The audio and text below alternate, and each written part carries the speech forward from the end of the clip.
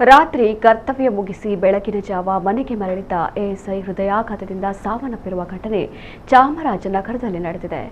Santemarahalli police ಠಾಣೆಯ ASI ನಾಗನಾಯಕ ಮೃತಪಟ್ಟವರು. ನಾಯಕ ರಾತ್ರಿ ಡ್ಯೂಟಿ ಮುಗಿಸಿ ಬೆಳಗ್ಗೆ ಮನೆಗೆ ಬಂದಿದ್ದರು. ಈ ವೇಳೆ ಏಕಾಏಕಿ ಕುಸಿದು ಬಿದ್ದಿದ್ದಾರೆ.